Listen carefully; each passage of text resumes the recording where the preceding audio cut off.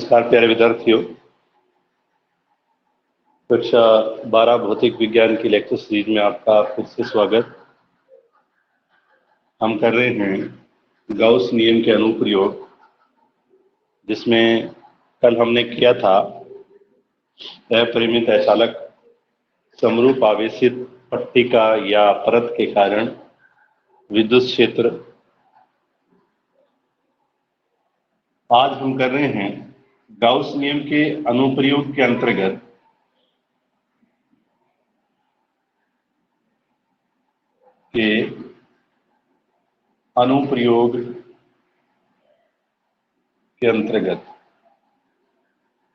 प्रयोग के अंतर्गत हम कर रहे हैं 3 नंबर टॉपिक, आवेशित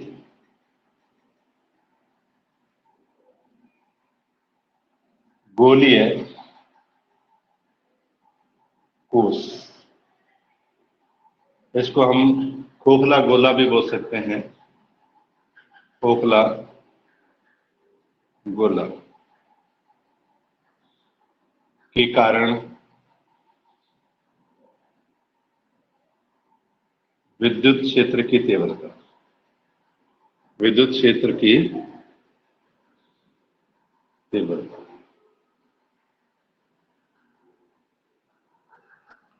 आवेशित गोलीय कोश के कारण विद्युत क्षेत्र की तीव्रता, ये टॉपिक आज का। तो भाई गोलीय कोश का मतलब है कि अंदर से खोखला हो, खाली हो। जैसे बॉल होती है, फुटबॉल होती है, तो वो क्या होती है, अंदर से खोखली होती है। तो उस खोखले या गोलीय कोश के कारण हम विद्युत क्षेत्र की तीव्रता ज्ञात करना चाहते हैं। और ये गोलीय कोश हमारा ये है, ये गोलीय कोश हमारा ये है। पूरा गोल नहीं बना, कोई बात नहीं, जिसकी त्रिज्या क्या है, आर। अब इस गोलीय कोश के कारण विद्युत क्षेत्र ज्ञात करने के 3 बिंदु हो सकते हैं। एक, यदि बिंदु P बाहर स्थित हो, इस गोले के बाहर स्थित हो, तब केंद्र से ये जो दूरी है, इस दूरी को हम लिखेंगे स्मॉल r। इस दूरी को लिखेंगे हम स्मॉल r। और दूसरी स्थिति ये हो सकती है कि यदि बिंदु P, इसको हम Q दे देते हैं, चलो बिंदु Q इसकी सतह पर स्थित है। और तीसरी कंडीशन, यदि बिंदु PQR T दे देते हैं इसको, बिंदु T इसके अंदर स्थित।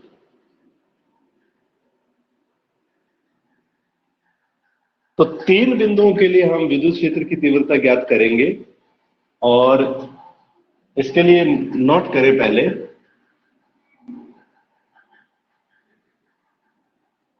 आवेशित गोलीय कोश के कारण विद्युत क्षेत्र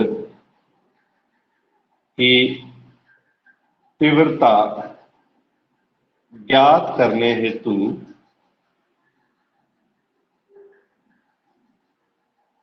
निम्न 3 स्थितियां हो सकती है। 3 स्थितियां हो सकती है। कौन कौन सी? जब बिंदु जिस पर हम विद्युत क्षेत्र ज्ञात करना चाह रहे हैं, गोलीय कोश के बाहर स्थित हो, अर्थात इस स्थिति में क्या होगा, स्मॉल r जो होगा वो कैपिटल बड़ा होगा कैपिटल R से। पता ही लग रहा है कि स्मॉल आर जो है कैपिटल आर से बड़ा है। कैपिटल आर त्रिज्या है, स्मॉल आर पी बिंदु की दूरी है। ठीक है। दूसरी कंडीशन हमारी ये हो सकती है, जब बिंदु बिंदु गोलीय कोश की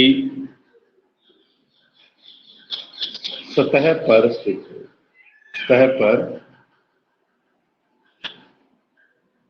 स्थित हो, अर्थात यहां पे क्या हो जाएगा, ये आर है और ये स्मॉल आर के भी बराबर है, तो हम बोल देंगे आर बराबर कैपिटल आर, आर बराबर कैपिटल आर। और तीसरी कंडीशन, तीसरी स्थिति हमारी ये होगी, जब बिंदु गोलीय कोश के अंदर स्थित हो, तो इस स्थिति में आर देखो ये आर है, कैपिटल आर से छोटा हो गया, हम लेंगे R is less than capital R. तीसरी कंडीशन हमारी ये रहेगी। तो इन तीन बिंदुओं पर हम विद्युत क्षेत्र की तीव्रता ज्ञात करेंगे किसी आवेशित गोलीय कोश के कारण। ये गोलीय कोश क्या है, आवेशित है, धनावेशित है, और इस गोलीय कोश के कारण हम विद्युत क्षेत्र की तीव्रता ज्ञात करना चाहते हैं। और ज्ञात करने की तीन स्थितियां हैं, अंदर, बाहर और सतह पर। तो तीनों के बारे में अपने बढ़िया से समझ गए होंगे कि हमने अलग अलग पॉइंट ले लिया। बिंदु P जो इसके बाहर स्थित है, इसकी जो सेंटर O से जो डिस्टेंस है वो स्मॉल r है, और ये इसकी जो रेडियस है, त्रिज्या है, वो कैपिटल R है। अब ये R जो है इससे बड़ा है, तो पहली कंडीशन में small r is greater than capital R। दूसरी कंडीशन, जब बिंदु Q इसकी सतह पर स्थित हो, तब क्या होगा, जब बिंदु गोलीय कोश की सतह पर स्थित हो तो R is equal to capital R। देखो भाई ये दूरी त्रिज्या के बराबर होगी, इसलिए हम R equal to capital R लिख देंगे। और जब बिंदु गोलीय कोश के अंदर स्थित हो, और गोलीय कोश के अंदर स्थित हो, तब क्या होगा, ये जो स्मॉल r है वो कैपिटल R से छोटा होगा, इसलिए हम लिखेंगे R is less than capital R। तो एक एक स्थिति पर हम विस्तार से चर्चा करेंगे, उसके बारे में जानेंगे। तो हेडिंग डालें, पहला टॉपिक ये, और डायग्राम हम नया बनाएंगे। इसको अगर स्क्रीनशॉट लेना चाहते हो तो ले लो, और फिर नया डायग्राम बनाएंगे।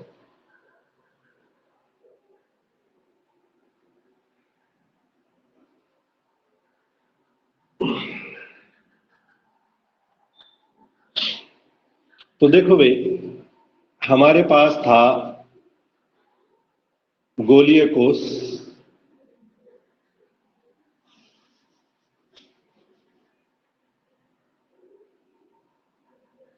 इस गोलीय कोश के कारण हम इसके बाहर स्थित बिंदु P पर विद्युत क्षेत्र की तीव्रता ज्ञात करना चाहते हैं। और ये हमने हमेशा लिखना है कि गोलीय कोश है जिसकी त्रिज्या R है, जिसका केंद्र O है, केंद्र O से स्मॉल r दूरी पर, यानी कि इस गोलीय कोश के बाहर स्थित स्मॉल r दूरी पर स्थित बिंदु P पर हम विद्युत क्षेत्र की तीव्रता ज्ञात करना चाहते हैं। क्या ज्ञात करना चाहते हैं? विद्युत क्षेत्र की तीव्रता ज्ञात करना चाहते हैं। और इस बिंदु P को मैं थोड़ा सा नजदीक कर दूं, यहां कर देता हूं। बिंदु P यहां है, लेकिन है बाहर। क्या है? बाहर है। तो बिंदु P पर विद्युत क्षेत्र की तीव्रता ज्ञात करने के लिए हम स्मॉल r त्रिज्या के गोलाकार गौसीय पृष्ठ की कल्पना करते हैं। तो हम क्या करेंगे,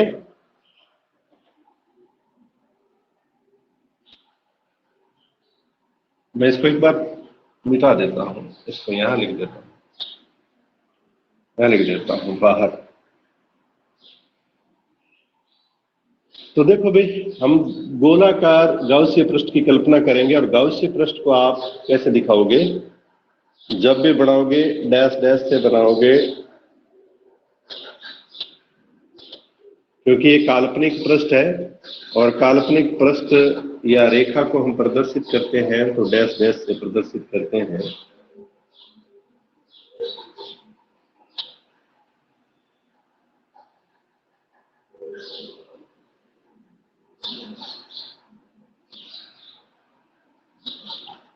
तो ये हमारा गाउसीय पृष्ठ आ गया।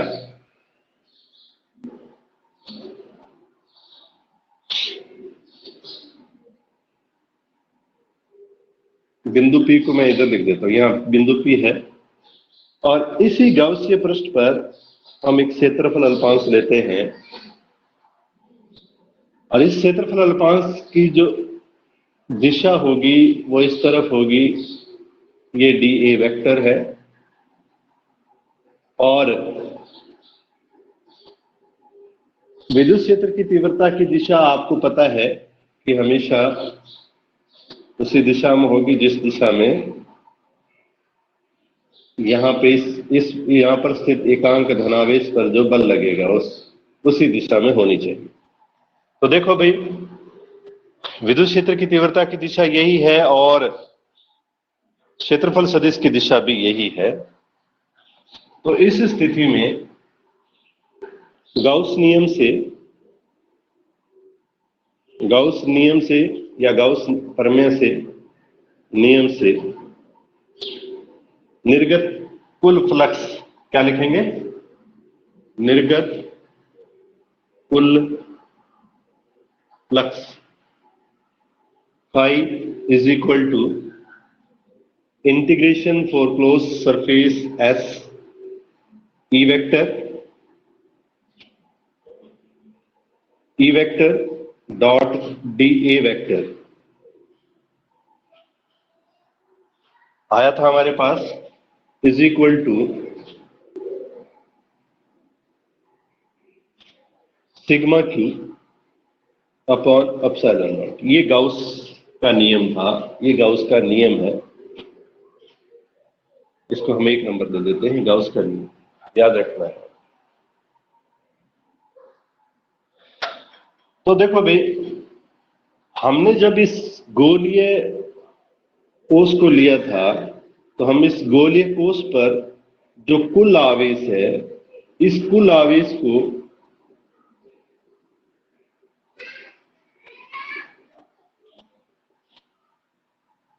क्यू लेंगे। कितना लेंगे? क्यू। अर्थात हमारा जो सिग्मा क्यू होगा वो क्यू के बराबर, ठीक है, सिग्मा क्यू क्यू के बराबर हो जाएगा। अब फिर हम लिखेंगे phi is equal to integration S E D A cos theta is equal to Q upon epsilon.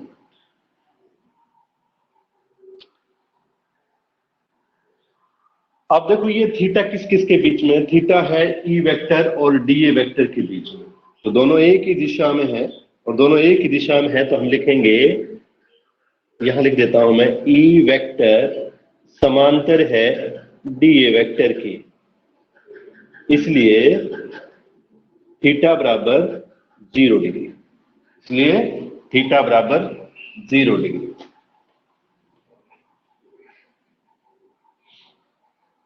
इसको फिर आगे हल करते हैं। Phi is equal to integration for close surface E D A cos 0 degree is equal to Q upon epsilon naught. Cos 0 का जो value होता है वो शायद आपको पता ही है, cos 0 degree is equal to 1। क्योंकि ये होता है, इसलिए हमारे पास आएगा phi is equal to integration S close surface E D A is equal to Q upon epsilon naught. तो हमने क्या कर दिया, कोस 0 की जगह 1 रख दिया और 1 का इसके साथ मल्टीप्लाई होगा तो इतना ही आएगा। फिर आगे चलते हैं, तो इस गोलीय कोष पर आवेश नियत है, आवेश कितना है, Q है, और आवेश नियत है तो इसके कारण उत्पन्न विद्युत क्षेत्र की जो तीव्रता होगी वो भी नियत होगी। तो E को हम बाहर लिख देंगे, integration for close surface dA is equal to Q upon epsilon naught.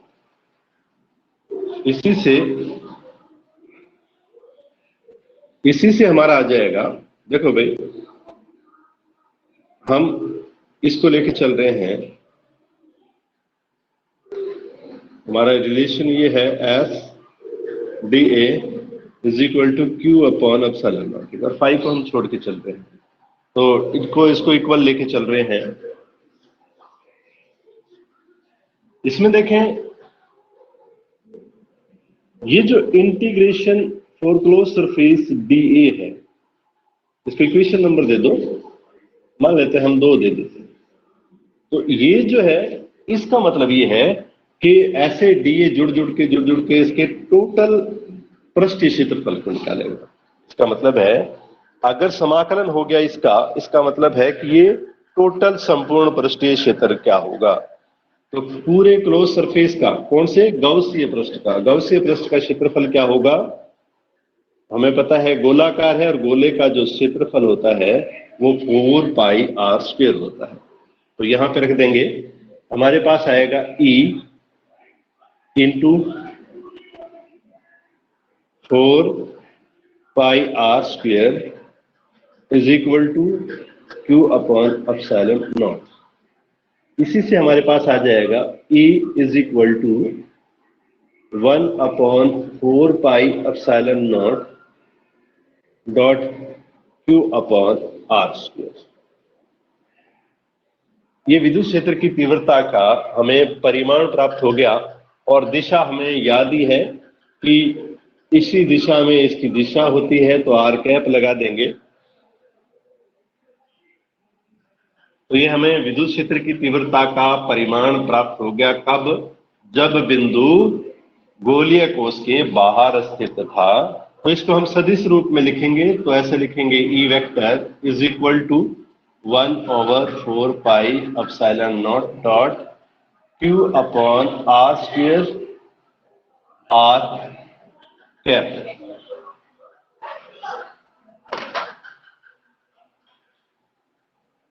तो ये हमारा इक्वेशन आ जाएगा, इक्वेशन नंबर 3, जो कि गोलीय कोष के बाहर स्थित बिंदु के लिए विद्युत क्षेत्र की तीव्रता का सदिश रूप।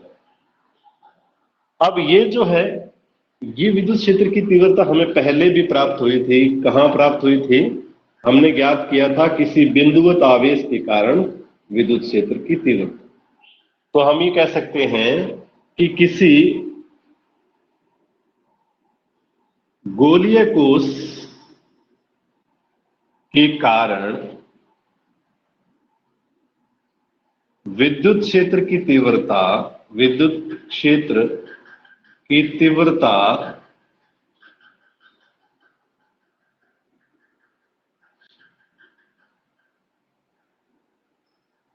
एक बिंदुवत आवेश के कारण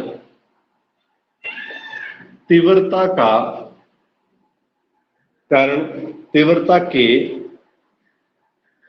समान होता है।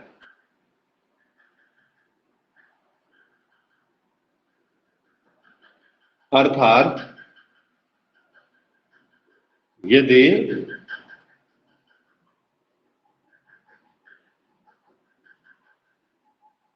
गोलीय कोष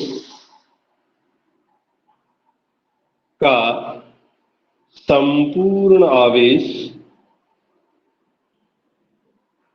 हम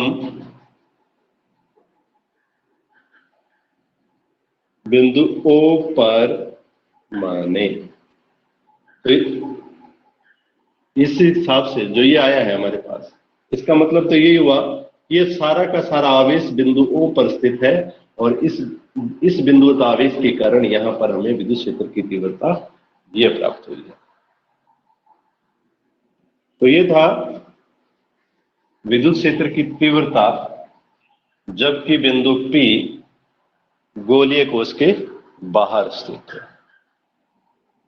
तो इसके लिए मैं एक बार ग्राफ बना दूं, फिर एक्साई बना देंगे, इकट्ठा भी बना देंगे। तो इसके लिए ग्राफ ये आलेखीय निरूपण कैसा होगा, आरेख कैसा बनेगा।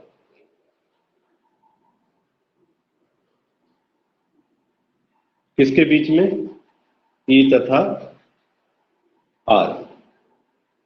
तो देखो भाई, एक ग्राफ बनाएंगे हम, तो हमें ग्राफ मिलेगा इस तरीके का।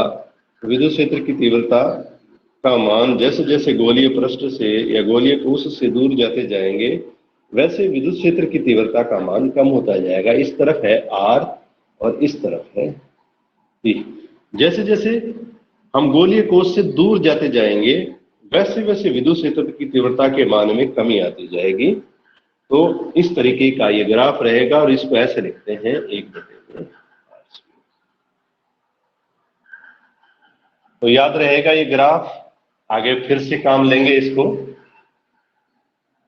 तो ये थी फर्स्ट कंडीशन, और फर्स्ट कंडीशन कहती थी कि यदि बिंदु गोलीय कोश के बाहर स्थित हो तब विद्युत क्षेत्र की तीव्रता क्या होगी। अब हम बात करते हैं दूसरी कंडीशन। दूसरी कंडीशन में हम डायग्राम चेंज कर देंगे, कोई बात नहीं। कंडीशन सेकंड कहती है कि जब बिंदु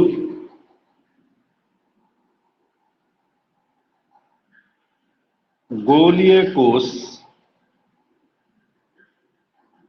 की सतह पर स्थित है, ये कंडीशन है। और इस कंडीशन में R is equal to capital R।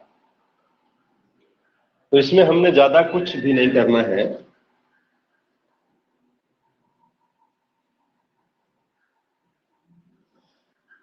हम इस बिंदु P को यहां ले आए हैं, यहां पे बिंदु P को ले आए हैं, और ये जो R है ये बराबर हो गई है कैपिटल R के, और यही इसका गाउसीय पृष्ठ है। जो इसका खुद का पृष्ठ है वही गाउसीय पृष्ठ मान लेंगे। तो देखो भाई, जब हमारे पास R इक्वल टू R है, तो समीकरण जो लास्ट आई थी, कितने नंबर समीकरण थी, फटाक से कमेंट करें। जो लास्ट इक्वेशन सदिश रूप लिखा था, कितना नंबर इक्वेशन थी, जल्द से जल्द करें ताकि हम आगे इसका रेफरेंस लेके करते रहें।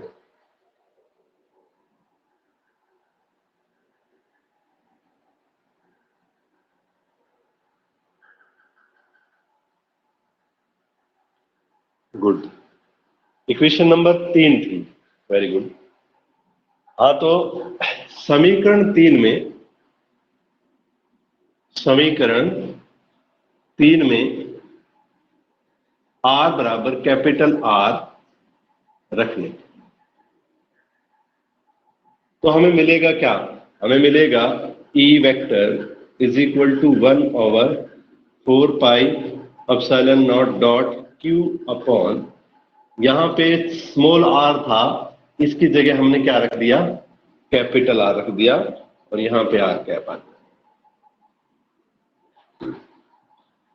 इसको नहीं बदलेंगे, ये R कैप है, इकाई सदिश विद्युत क्षेत्र की तीव्रता की दिशा को व्यक्त करता है। इसकी जगह हम कैपिटल R नहीं रखेंगे, इसकी जगह रखेंगे। तो ये हमारे विद्युत क्षेत्र की तीव्रता आ जाएगी। इसमें ज्यादा बड़ा काम हमें नहीं करना पड़ा है। समीकरण नंबर 4 आ जाएगी। इसी तरीके से ये थी हमारी सेकंड कंडीशन। सेकंड कंडीशन में हमने कुछ नहीं किया। समीकरण 3 जो हमारे पास आई थी, उस समीकरण 3 में स्मॉल r की जगह हमने कैपिटल R रख दिया था। वो समीकरण हमारे पास क्या थी, आपके पास लिखी हुई होगी, आपके पास आपने लिख रखी होगी, इस तरीके की समीकरण थी, Q/r², स्मॉल r था, r² × r कैप। तो ये जो है स्मॉल r, इसकी जगह हमने कैपिटल R रख दिया, सतह पर पहुंच गए हैं। तो सतह पर अब इस कंडीशन में विद्युत क्षेत्र की तीव्रता की जो वैल्यू होती है वो मैक्सिमम, जो वैल्यू होती है वो अधिकतम होती है। ये बात हमें याद रखना। इसके बाद बात करते हैं तीसरे पॉइंट की, और उसके बाद हम इसके आलेख्य निरूपण की बात करेंगे। तो देखो भाई, सेकंड कंडीशन हमारी ज्यादा मुश्किल नहीं है। अगर पहला टॉपिक हमें आना चाहिए बाहर का, बाहर वाला हम ज्ञात कर लेंगे तो बाद की बातें तो कुछ भी नहीं है। 3 नंबर,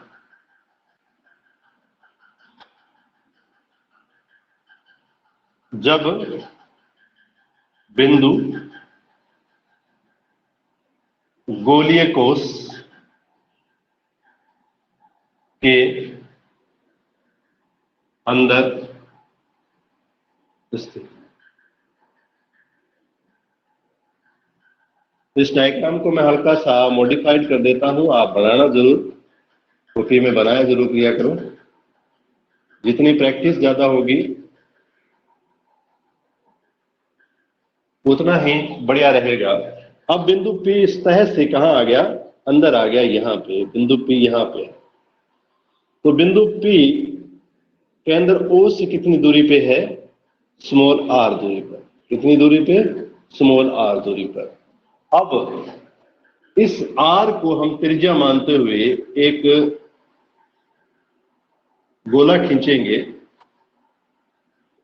और ये गोलाकार गाउसीय पृष्ठ, इसको हम गोलाकार गाउसीय पृष्ठ मान लेंगे, और इसके कारण हम क्या ज्ञात करेंगे, विद्युत क्षेत्र की तीव्रता। तो देखो भाई, हमारे पास फाई इज इक्वल टू आ जाएगा इंटीग्रेशन और close surface E vector dot D A vector. तो यहाँ पे हम विद्युत क्षेत्र की तीव्रता ज्ञात करने हेतु क्या ज्ञात कर लेंगे, एक छोटा सा अल्पांश लेंगे, इस तरफ विद्युत क्षेत्र की तीव्रता होगी, और इसी दिशा में क्षेत्रफल सदिश होगा। इसी दिशा में क्षेत्रफल सदिश होगा, इसी दिशा में विद्युत क्षेत्र की तीव्रता और इसी दिशा में क्षेत्रफल सदिश होगा, और बराबर summation Q upon epsilon not. अब देखो भी, गोलीय कोश का मतलब है कि अंदर से खाली है, और अंदर से खाली है का मतलब है अंदर कोई जगह ही नहीं है जहां पर आवेश रह सके। आवेश इसके संपूर्ण पृष्ठ पे समान रूप से वितरित है। जब किसी गोलीय कोश को आवेश दिया जाता है तो उसके संपूर्ण पृष्ठ पे समान रूप से वितरित हो जाता है। तो अंदर जो है सिग्मा क्यू की जो वैल्यू है वो 0, कोई आवेश नहीं है। तो हम इसी से हल करेंगे integration E D A dot E vector dot D A vector is equal to 0, और इसी से हमारे पास क्या आ जाएगा, 0। ई वेक्टर का मान अंदर के लिए क्या आ जाएगा, 0 आ जाएगा। ये बात आपको याद रखनी है। ये कब के लिए है, अंदर के लिए। अंदर के लिए इन लगा देना, बाहर के लिए आउट लगा देना, ओ लगा देना, एक ही बात है। तो ये बात हमारे बढ़िया से समझ में आ गई होगी, क्योंकि अंदर कोई आवेश ही नहीं है, तो आवेश नहीं है तो कोई फ्लक्स नहीं होगा, फ्लक्स नहीं है तो विद्युत क्षेत्र की तीव्रता नहीं होगी। तो आपको याद रखना है, गोलीय कोश के कारण सिर्फ सतह और बाहरी बिंदुओं पर विद्युत क्षेत्र की तीव्रता पाई जाती है, अन्य बिंदुओं पर विद्युत क्षेत्र की तीव्रता नहीं पाई जाती।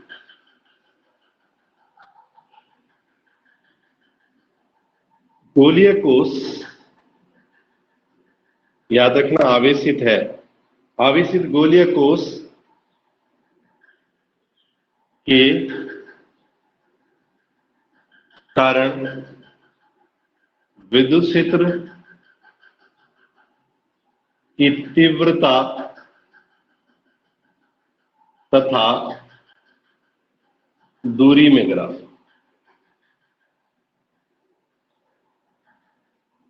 यानी कि ई व आर में ग्राफ। तो हम बनाएंगे, पहले तो आवेशित गोला बना देते हैं। ये कोई आवेशित गोला है,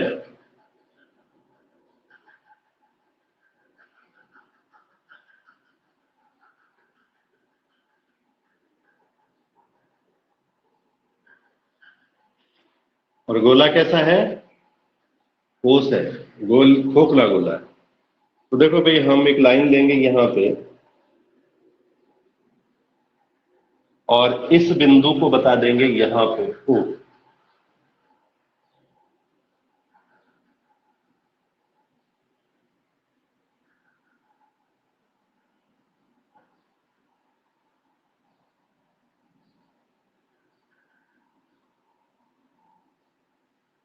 ठीक, इधर से लो, तो यहां से इसके स्पर्श रेखा के रूप में यहां से लिखता हूं मैं, ऐसे बता, लाइन सीधी नहीं बन रही होगी।